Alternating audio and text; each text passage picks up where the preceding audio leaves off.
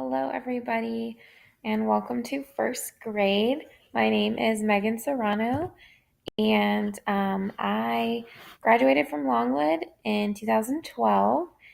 This is my sixth year teaching. I taught 2 years in fourth, 2 years in second, and 2 years in first, all at Glenwood. I have been married for a year, and we have two babies named Bentley and Bear. They're the love of our life. Going into our schedule, this is kind of an overview of the week. We have lunch at 11:12. We go to PE in the afternoon, except on Wednesdays we go a little bit earlier. We have our gifted lesson with Mrs. Kimpan every Monday afternoon, art with Mrs. Locke in the mornings on Wednesday, and music with Miss Keats on Thursday afternoons. As far as reading this year, reading is going to be huge for your child. So we are learning to use our cueing strategies and to monitor ourselves when we are reading. So our cueing strategies are the bookmark you see on the right-hand side of this slide. Basically, the looking at the pictures, stretch it out, get your mouth ready, skip it, flip it, break up the word, keep on trying. So those are the cues that we will use when they come to an unknown word if they're stuck. Also, as they're reading, they can be monitoring and thinking, does it look right? Does it sound right? Does it make sense? And if it doesn't, then they need to go back and use a different strategy. So we'll do that a lot in guided reading. Some of the main objectives covered this year, you guys can read this. We've already done some things with making connections and predicting. We will spend a lot of time on retelling. That is something that takes a lot of time. It's beginning, middle, end, being able to tell what happened using transition words and character names and all of that. We'll also spend a lot of time on theme, just, why did the author write this story? What is the author trying to tell you? So at the beginning of the year, most of your children are going to be at a level 3 or 4. So if you can see that book at the bottom about the cereal, that should be something that you're noticing your child reading at this point in the year, and that is completely fine, normal. That is where our kids are at the beginning of the year. At the end of the year, it should be looking more like this cheetah book over here with a little bit more, there's text features here, there's a diagram, there's labels, there's headings. So just a little more meat to it, I guess. And how we determine their levels is by using the DRA, the Developmental Reading Assessment, and we give that at the beginning, middle, and end of the year. In terms of writing, we're expecting the kids to be able to write a few sentences that are detailed, telling us the who, the when, the why, stretching out those sentences, not just saying, I like grapes. Okay, let's be a little bit more detailed. I love when my mom buys green grapes from Target. They are sweet and delicious. So just something simple like that, but again, just stretching it out. Writing prompts will be given to monitor the progress. Of course, we will be writing every day, but monitoring that progress amongst the grade level. In terms of math, we're using our Math Connects program this year. We've used it in the past. It has the students working towards mastery of each skill. So if your child is not, say they're struggling with counting by twos, but we've moved on to counting by tens, well, we wouldn't just say, oh, well, they got a DP or an N for counting by twos. We would continue to work with them until they became mastery level, a P or an AP with that particular skill. How we would do that is we pull small groups during our math small group time, which is an acronym there. So MATH, you can see. Some of the concepts we cover this year are place value, numerical patterns, counting coins, word problems, and you will find out more as the year goes on.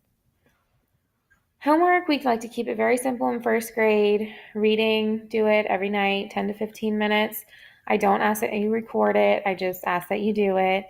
Homework for math is on my website, which I'll show you in a minute. And it is a calendar, so there's activities listed under each day. And most of them are oral, some of them are written, but again, we are not collecting anything. So that is just extra enrichment at home. And this is a link to my website. I will send it out on Class Dojo again because I think before it wasn't working or something. So I encourage you to check it daily. I'm just going to go ahead and click on the link here. So you can see that this is the page you come to. This is a very, very fun and cute activity. I really suggest that you click on it and try it with your child either tomorrow or over the weekend. So we've got just the basic about me, tells you a little bit more about me, what we're learning. So I'll post some videos here, and I'll eventually get our learning targets listed. Books we've read. I thought this was kind of a cool idea so that you guys can have some talking points or just a kind of a cool way to show all the books that we've read this year. The schedule here is kind of that basic schedule, but a little bit more broken down into minute by minute what we're doing. Homework, this is where you're going to find that calendar that tells you what to do on that night. For example, we can look here for the 14th, practice writing the numbers from 24 to 58, and practice counting from 0 to 120. Upcoming events. First, we have our open house, and then I have a calendar of PTA events there. Glenwood policies, I'll talk about that, and then my contact information. I do have to add that in, but so back to our presentation. Communication, I use Class Dojo, and I believe I have everybody on there. If for some reason you weren't able to get onto Class Dojo, please send me an email, and I will add you and send you the link again. I use that for giving the students points and monitoring their behavior. Also for messaging, I'm very quick with the dojo. Owl binders, they go home daily. This is where you'll find important papers or student work. I do ask that you please empty out the student work daily so that it doesn't pile up.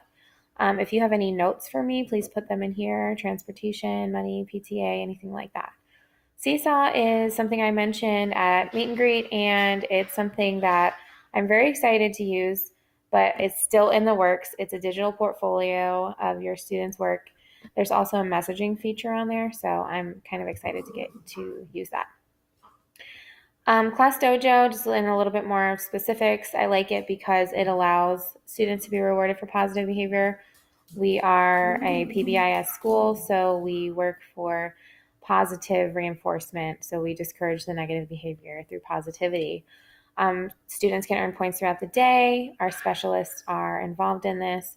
They do get dojo dollars for every point that they have on Fridays, and I have a dojo store where they can spend their money, or they can save it if they're saving up for something big. They always love the lunch bunch with the teacher in the classroom, but that's $100, so they really have to save. But it's a great economics tie-in. I do reset the points weekly, but at the end of the school year, there is a cumulative total, so we can know how many points they've earned all year. And again, I love it for communication tool, messaging, photos, videos, all of that. If for some reason your child has to be disciplined for whatever reason, for safety, I do give a verbal warning always, usually, maybe more than one. I try to just be consistent and stick with the one.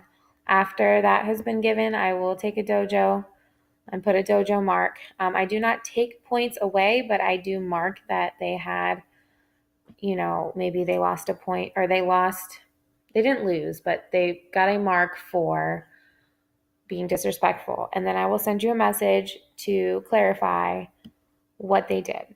And if I have to talk to them for a third time, generally I will give you a call at the end of the day just to let you know.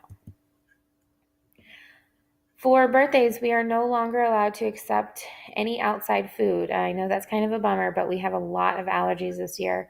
And just for student safety, if you want to bring anything in for your child's birthday or come in for lunch, you are more than welcome. But we ask that you just bring in goodie bags without food. Breakfast, this is something I definitely wanted to talk with you guys about. I have a high number of students getting breakfast in the morning, and I want to make sure that they need to be eating breakfast. So if you do not want your child participating in the breakfast, please send me a note or an email, because I can't turn kids away if they say that they want breakfast. So just know that if your child doesn't have any money in their account because you weren't aware that they were getting breakfast, then you will be charged for that. Just some additional information. Please remember that students have PE every day. They need to wear appropriate clothing so that they're able to participate. If for some reason your child will be going home a different way or you will be picking them up early, please send in a note. The security desk and Mr. French no longer want you to call it in, so you'll either have to come up to the school or send in a note. Gifted screenings will occur this year around mid-October, and Barbara Kimpan is the GRT at Glenwood, so if you have any questions, you can email her. Let's see. Progress reports are going to go home electronically every quarter, so please make sure you check your spam. I know I've had a lot of parents in the past say that they didn't get anything from me. Just please keep in mind it doesn't come from me, so your email might not recognize it, and they might put it automatically in the black hole. Report cards will go home in an envelope every quarter, so you will be getting a paper copy of those. So just please sign and return that envelope. And conferences will be scheduled as needed. At the beginning of October, I will send home a form. I'll probably do a Google form on my website to see who would be interested in having a conference if needed. This is a slide just telling you how to access these resources from home. Once we get all of our Chromebooks, the students should be familiar with doing it at school. But just so you know, you can also get on at home. Yearbooks, they wanted us to put this in here. They're not, I guess, selling as many as they usually are, so you can order on this by this link here, or you can scan the QR code. Just closing thoughts, students, I hope you're ready to learn, play, and read, because we're going to do that every single day, and you're going to love first grade. And parents, please know that I am here for you. We're in this together. There's going to be some changes, and we're going to go through some things, but again, we're in it together, and we can help your child have the best year ever. So I'm very excited, and I can't wait, and I really appreciate you taking the time to listen to this. And I'm going to try and stop it.